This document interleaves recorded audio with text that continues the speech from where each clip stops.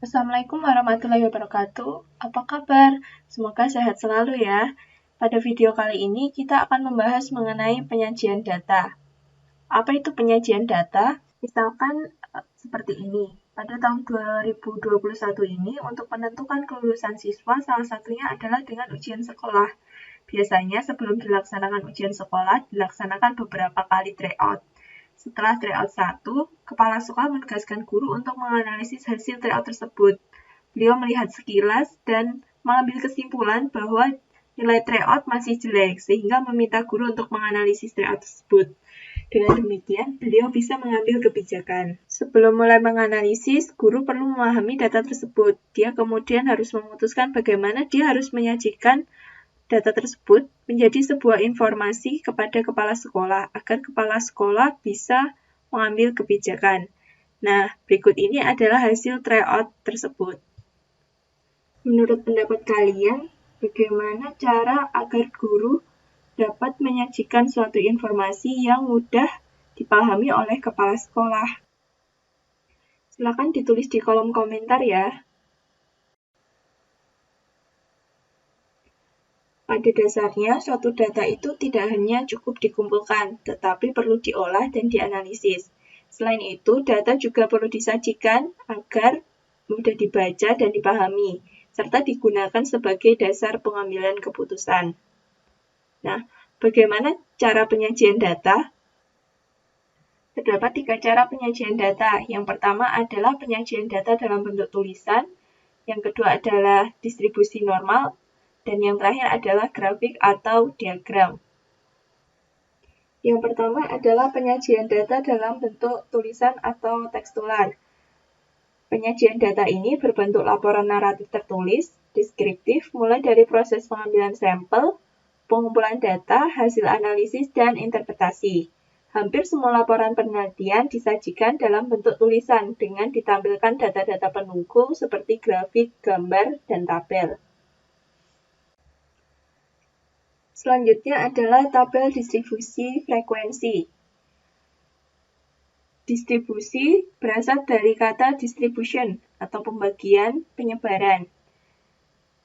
Dalam statistik ini, distribusi mengandung pengertian, pembagian, atau penyebaran data yang terjadi pada suatu variabel penelitian. Sementara kata frekuensi itu berasal dari kata bahasa Inggris, yaitu frekuensi, yang berarti keseringan atau kekerapan. Lalu apa yang dimaksud distribusi frekuensi ya? Penyajian data dalam bentuk tabel itu dimaksudkan agar data lebih ringkas dan mudah dipahami. Data yang disusun secara sistematik ke dalam tabel tersebut nanti disebut dengan distribusi frekuensi. Nah, jadi tabel distribusi frekuensi adalah alat penyajian data statistik yang berbentuk kolom dan lajur atau baris yang di dalamnya termuat angka-angka yang dapat melukiskan atau menggambarkan pembagian atau penyebaran data dari suatu variabel yang sedang menjadi objek penelitian. Ada beberapa macam jenis tabel distribusi frekuensi. Yang pertama adalah tabel distribusi frekuensi data tunggal, lalu ada tabel distribusi frekuensi data kelompok, ada juga tabel distribusi frekuensi relatif, dan yang terakhir adalah tabel distribusi frekuensi kumulatif. Tabel distribusi frekuensi data tunggal. Sesuai dengan namanya, tabel distribusi frekuensi data tunggal ini menyajikan data-data tunggal. Dengan kata lain, tabel distribusi frekuensi data tunggal adalah salah satu tabel distribusi frekuensi yang di dalamnya menyajikan data statistik berupa frekuensi dari data, di mana angka-angka tersebut itu tidak dikelompokkan. Perhatikan tabel distribusi frekuensi data tunggal berikut ini. Jadi data diurutkan dari yang terbesar sampai dengan terkecil atau dari yang terkecil sampai dengan terbesar. Yang penting adalah data dibuat secara berurutan. Selanjutnya, kita mencari frekuensi dari setiap data itu. Frekuensi adalah banyaknya skor tersebut muncul. Nah, dengan demikian kita bisa membuat tabel distribusi frekuensi data tunggal. Apakah tabel distribusi frekuensi data tunggal itu efektif dalam menyajikan data? Ya, tabel distribusi frekuensi data tunggal efektif dalam menyajikan data jika datanya dalam jumlah sedikit. Namun jika terdapat banyak data, lalu datanya tersebar dalam rentang yang luas, lalu sebagian besar nilai yang dikumpulkan mungkin berbeda, maka perlu dipertimbangkan untuk menggunakan tabel distribusi frekuensi data kelompok. Pada dasarnya, pengelompokan data ini diharapkan untuk mempermudah kita untuk menganalisis dan menyajikan ringkasan data. Tabel distribusi frekuensi data kelompok.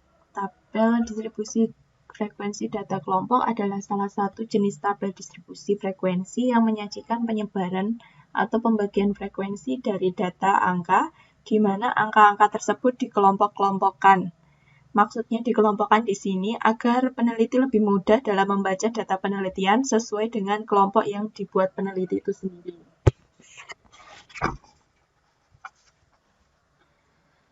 Jadi jika data memiliki banyak, jadi jika sebuah data yang dimiliki itu banyak dan besar, maka jika disajikan dengan data distribusi frekuensi data tunggal, seperti yang sudah dilihat sebelumnya, maka tabel distribusi frekuensi yang dibuat akan terlalu panjang dan memakan tempat. Di samping itu, ada kemungkinan bahwa skor yang kita sajikan frekuensinya dalam tabel ternyata berfrekuensi 0. Karena skor tersebut tidak terdapat dalam deretan skor yang kita hadapi. Sehingga tabel yang kita buat itu akan menjadi tidak menarik dan tidak dapat menggambarkan keadaan data dengan jelas dan ringkas.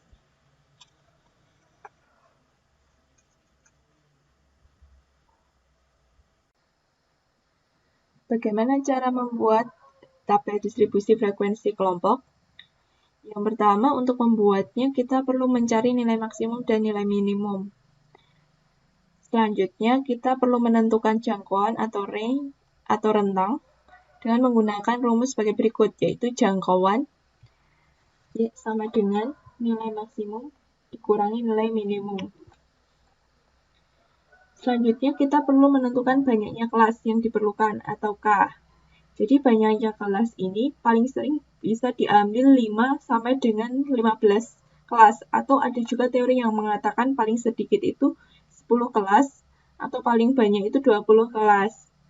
Tapi, tidak ada aturan pasti dalam menentukan banyak interval ini. Namun, ada cara untuk menentukan banyak kelas ini, yaitu dengan aturan Sturges, yaitu K sama dengan 1 ditambah 3,3 log N, dengan N ini adalah banyaknya data. Nah, setelah kita menentukan banyaknya kelas, kita perlu menentukan panjang kelas.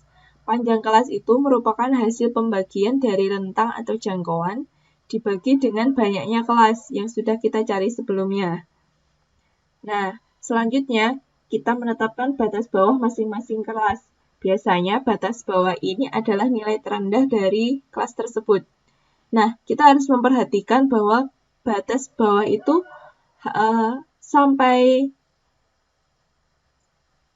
kita harus memperhatikan dalam menentukan batas bawah. Setelah kita menentukan batas bawah, kita perlu melihat apakah nilai terendah dan nilai tertinggi sudah terdapat pada interval tersebut atau belum. Pastikan bahwa semua interval memuat nilai dari yang nilai minimum sampai dengan nilai maksimum. Nah, selanjutnya setelah itu kita masukkan semua data pada tabel dengan menghitung nilai frekuensi setiap data kelompok. Nah, bagaimana cara membuat distribusi frekuensi berkelompok dari data sebelumnya? Yang pertama, kita mencari nilai maksimum dan nilai minimum. Nilai maksimum data tersebut adalah 98 dan nilai minimum adalah 10.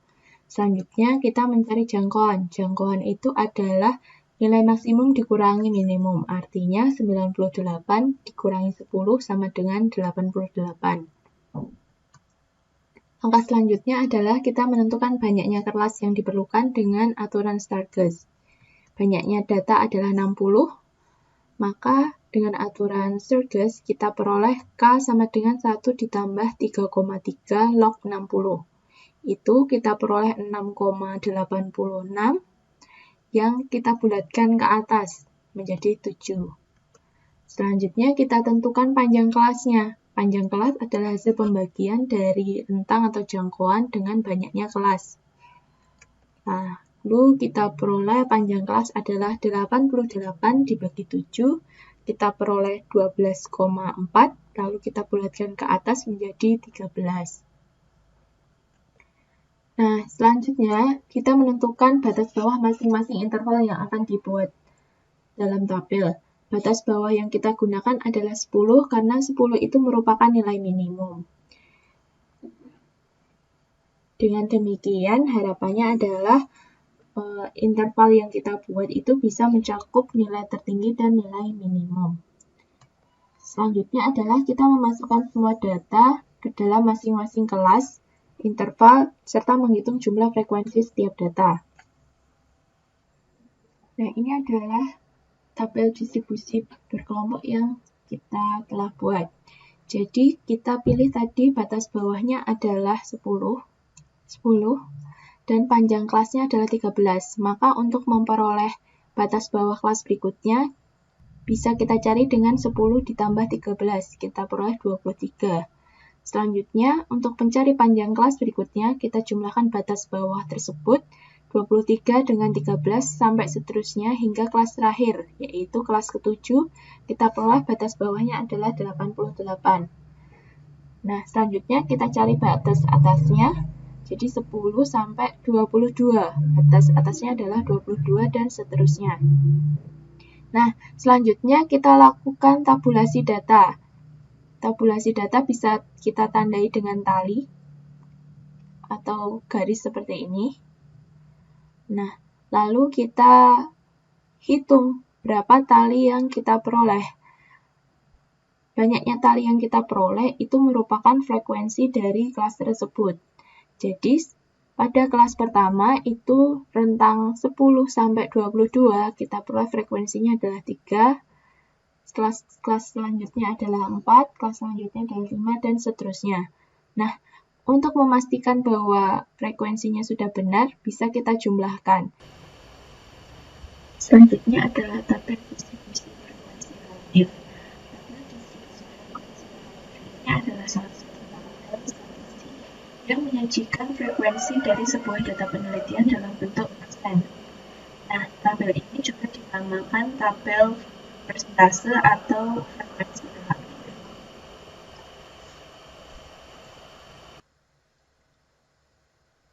Untuk membuat tabel distribusi frekuensi relatif, maka kita perlu menentukan persentasenya. Persentasenya bisa diperoleh dengan rumus P sama dengan F per N kali 100%. Dengan F itu adalah frekuensi dari masing-masing kelas, dan N itu adalah banyaknya data. Nah, sebelumnya kita akan mencari frekuensi relatif dari data yang sebelumnya. Nah, di sini ada kelas pertama, yaitu kelas dengan interval 10 sampai 22 dengan frekuensi 3. Maka untuk mencari frekuensi relatifnya dapat menggunakan rumus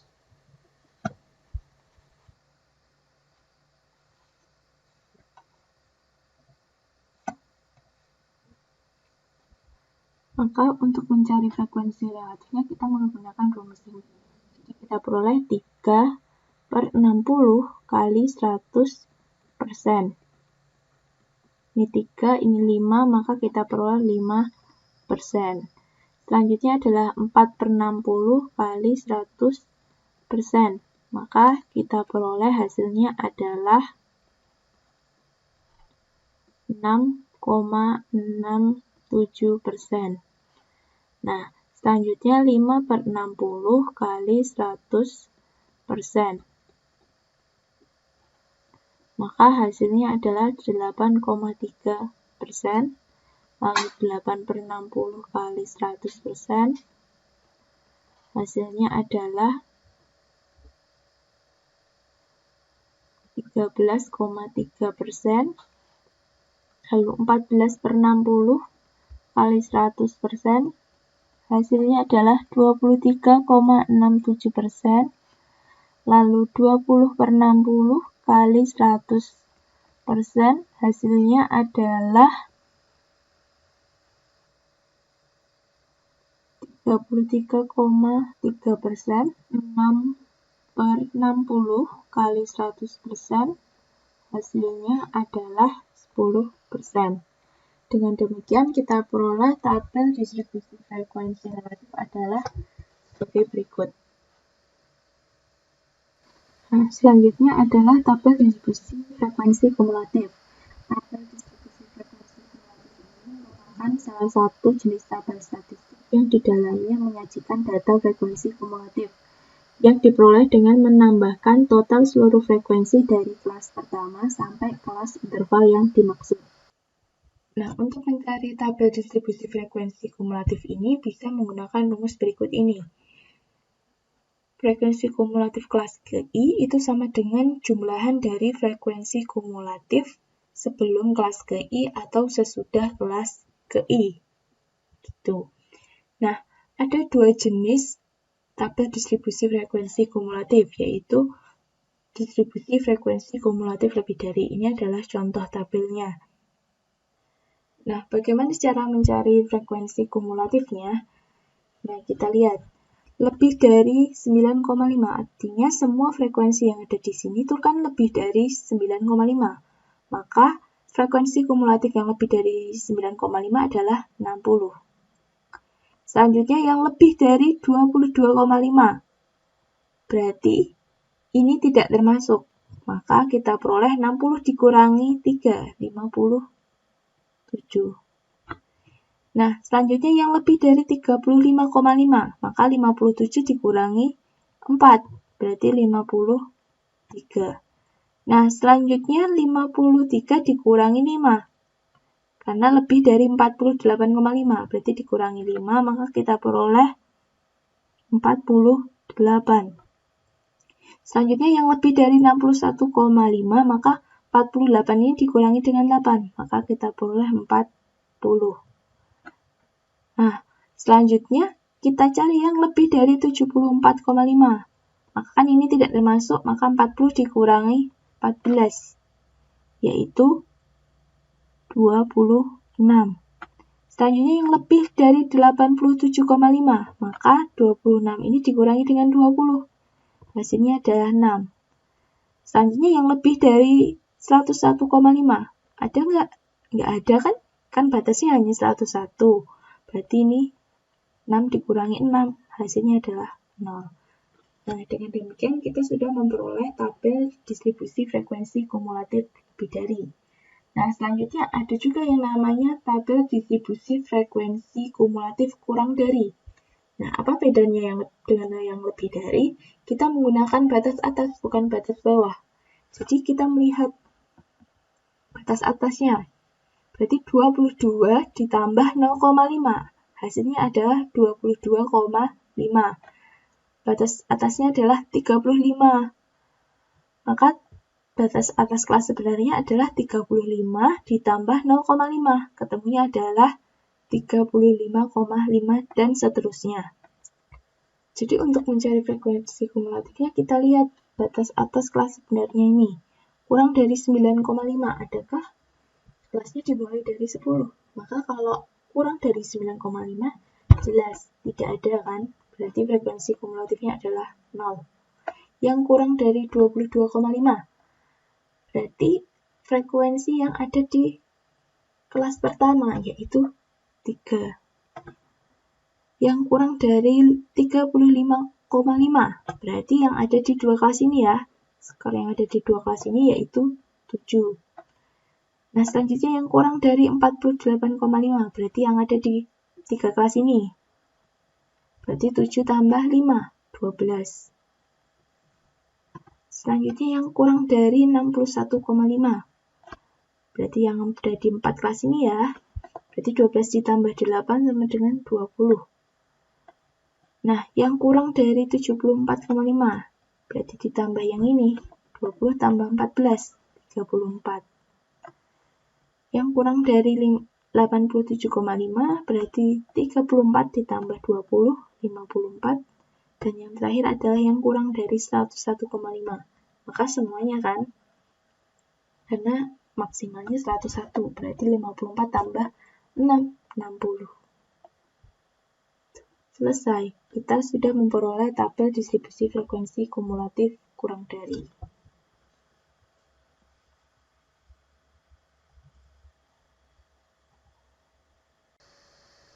Nah, untuk penyajian data selanjutnya adalah grafik atau diagram. Penyajian data dengan grafik atau diagram ini adalah penyajian data statistik yang tertuang dalam bentuk gambar-gambar yang menunjukkan secara visual data berupa angka atau data yang telah dibuat tabel sebelumnya. Nah, mengapa sih kita perlu menyajikan data dengan grafik? Jadi ada beberapa keunggulan penyajian data dengan grafik atau diagram. Yang pertama adalah penyajian data statistik melalui grafik tampak lebih menarik daripada melalui tabel distribusi frekuensi, karena berupa gambar-gambar jadi lebih menarik. Nah, selanjutnya adalah grafik dapat secara lebih cepat memperlihatkan gambaran umum dan menyeluruh tentang suatu perkembangan, perubahan, maupun perbandingan. Tidak demikian halnya dengan tabel. Jadi kalau tabel itu kan bentuknya hanya kolom dan baris, tetapi kalau grafik itu bisa menunjukkan visual atau gambaran yang lebih jelas dan kita dapat melihatnya secara langsung. Nah, selanjutnya keunggulan yang terakhir adalah grafik itu dibuat menurut aturan yang tepat dan benar akan lebih jelas dan lebih bisa dimengerti oleh orang lain. Gitu. Jadi itu adalah beberapa keunggulan penyajian data dengan metode grafik atau diagram. Nah, ada beberapa macam grafik atau diagram. Yang pertama adalah diagram garis atau line diagram. Diagram garis ini adalah suatu penyajian data statistik dengan menggunakan garis lurus. Jadi, namanya saja diagram garis, maka penyajiannya menggunakan garis lurus. Nah, diagram garis ini biasanya digunakan untuk menunjukkan suatu perkembangan dari waktu ke waktu secara berurutan. Jadi biasanya kalau kita ingin menunjukkan perkembangan dari waktu ke waktu, misalkan dari tahun sekian hingga tahun sekian, maka biasanya itu menggunakan diagram garis. Nah, berikut ini adalah contoh dari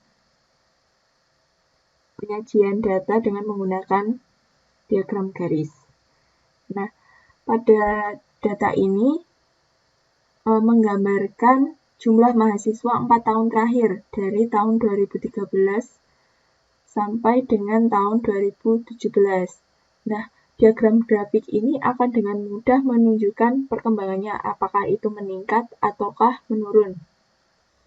Selanjutnya adalah grafik batang. Grafik batang adalah grafik yang tersusun dari kolom berbentuk batang atau persegi panjang yang menunjukkan berbagai informasi.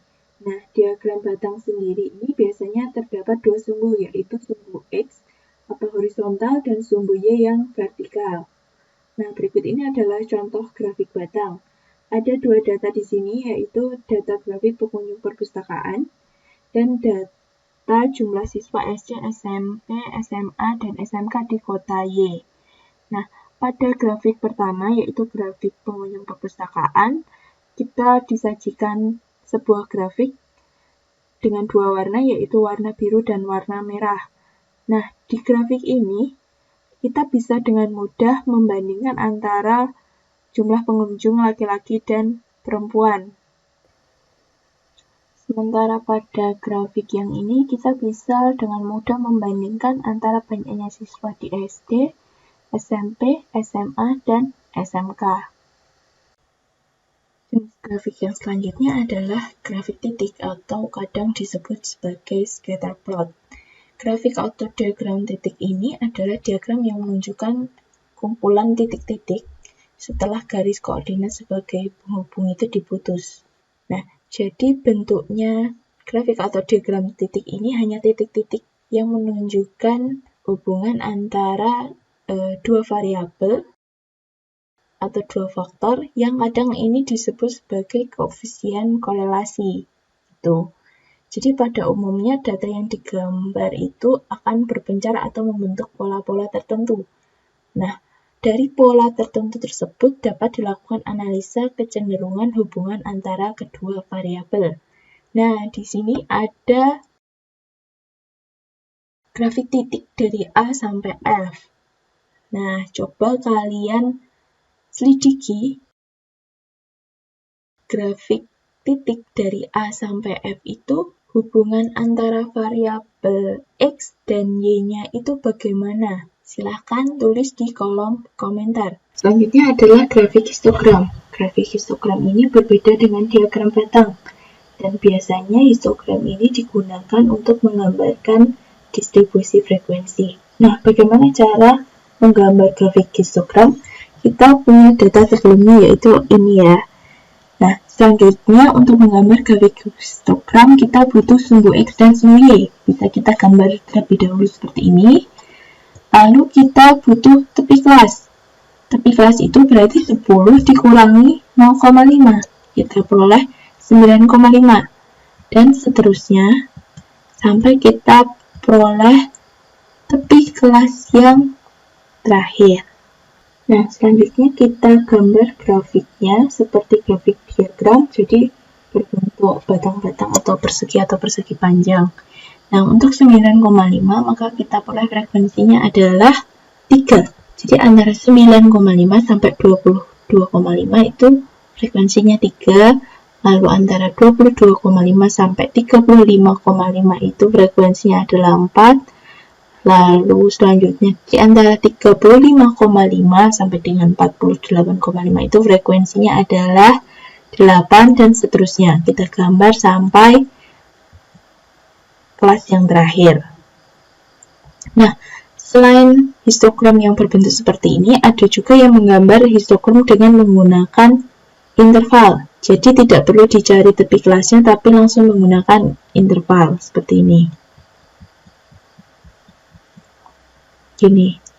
Nah, sama seperti sebelumnya, ini juga kita gambar batang-batangnya. Jadi antara 10 sampai 22 itu frekuensinya 3, lalu 4, 5, 8, 14, 20, dan 6. Nah, ini adalah contoh dari histogram dari tabel ini. Mudah kan cara menggambar histogram? Setelah bisa menggambar grafik histogram, menurut kalian apa sih bedanya grafik histogram dengan diagram batang? Nah, silakan tulis di kolom komentar ya. Nah, kita lanjut ke grafik berikutnya. Polygon frekuensi adalah grafik garis dari data dalam tabel distribusi frekuensi yang menghubungkan frekuensi setiap nilai tengah interval kelas ke-0 atau sebelum interval kelas pertama sampai dengan interval kelas ke N+1 atau sesudah interval kelas ke N.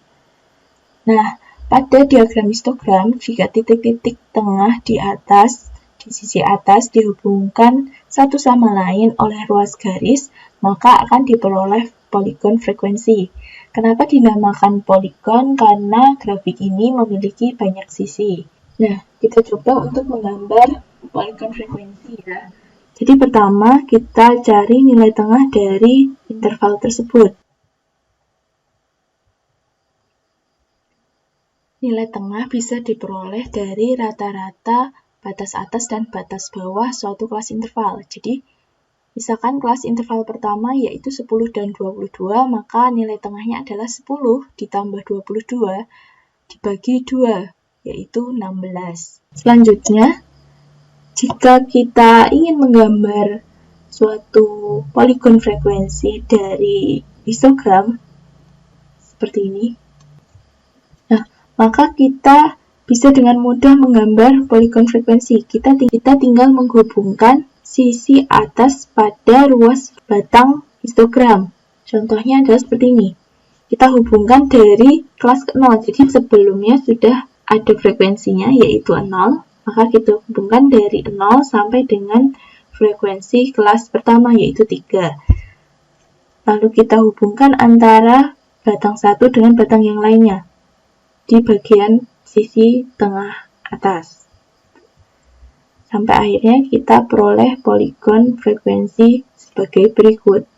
Jadi poligon frekuensinya itu hanya garis yang berwarna merah. Jangan dibayangkan bahwa poligon frekuensi itu juga termasuk histogram. Jadi poligon frekuensinya itu hanya garis yang berwarna merah. Selain itu, ada bentuk lain dari poligon frekuensi. Jika kita tidak menggambar dari histogram ya. Kita pertama bisa gambar dulu sumbu X dan sumbu Y-nya. Lalu kita tentukan nilai tengahnya. Kita peroleh nilai tengah sebagai berikut. Lalu kita tentukan titik-titik pertemuan antara nilai tengah dengan frekuensinya. Maka kita peroleh titik-titik berikut ini. Nah, selanjutnya, jika kita sudah memperoleh titik-titik di bawah ini, kita hubungkan. Ingat, kita hubungkan dari nilai tengah interval kelas ke-0. Kelas ke-0 berarti intervalnya atau frekuensinya adalah 0. Berarti kita mulai dari bawah dulu. Kita mulai seperti ini, lalu kita hubungkan antar titik-titiknya sampai dengan kelas ke N plus 1. Gitu.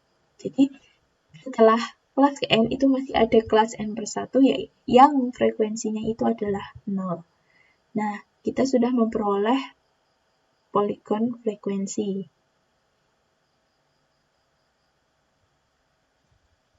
Yang terakhir adalah OGIF. OGIF adalah grafik garis dari suatu data dalam distribusi frekuensi kumulatif dengan nilai-nilai skala horizontalnya berupa nilai tepi kelas atau batas kelas setiap interval kelas, dan nilai vertikalnya berupa frekuensi kumulatif.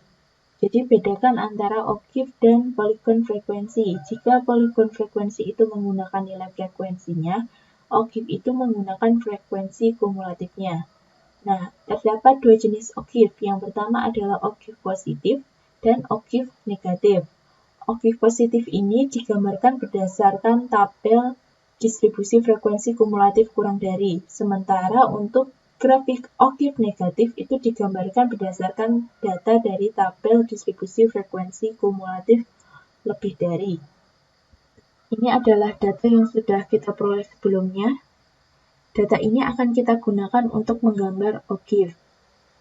Pertama, untuk menggambar OGIF, kita buat skala vertikal dan horizontalnya, atau sumbu X dan sumbu Y-nya. Dengan skala vertikal ini, kita menggunakan frekuensi kumulatif. Sementara yang sumbu Y, kita menggunakan tepi kelas atau batas kelas. Selanjutnya, kita perhatikan kolom yang berwarna hijau. Kita akan menggambar OGIF positif. Untuk interval kurang dari 9,5, frekuensi kumulatifnya adalah 0, maka kita gambar 0. Titik 0 dan kurang dari 9,5.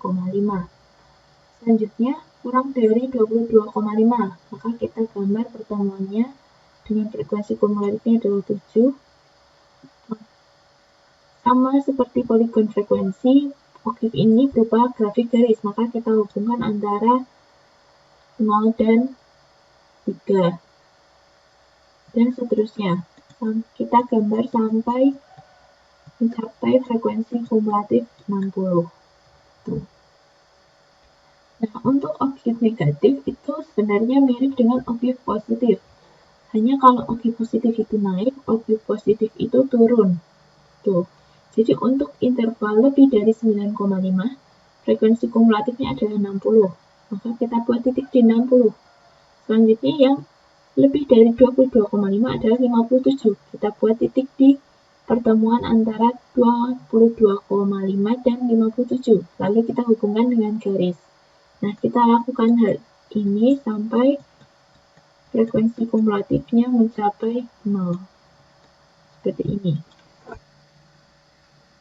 Nah, jadi ini adalah gambar OGIF positif dan OGIF negatif. Nah, jadi kita sudah mempelajari banyak cara untuk menyajikan data. Ada yang menggunakan teks, ada yang menggunakan tabel, dan ada yang menggunakan grafik atau diagram. Nah, silahkan tulis juga di kolom komentar apakah ada cara lain untuk menyajikan data selain yang sudah saya jelaskan. Apakah ada diagram lain yang dapat digunakan untuk menyajikan data. Sekian untuk video kali ini, semoga bermanfaat ya. Jika ada pertanyaan, silakan bisa ditulis di kolom komentar. Wassalamualaikum warahmatullahi wabarakatuh.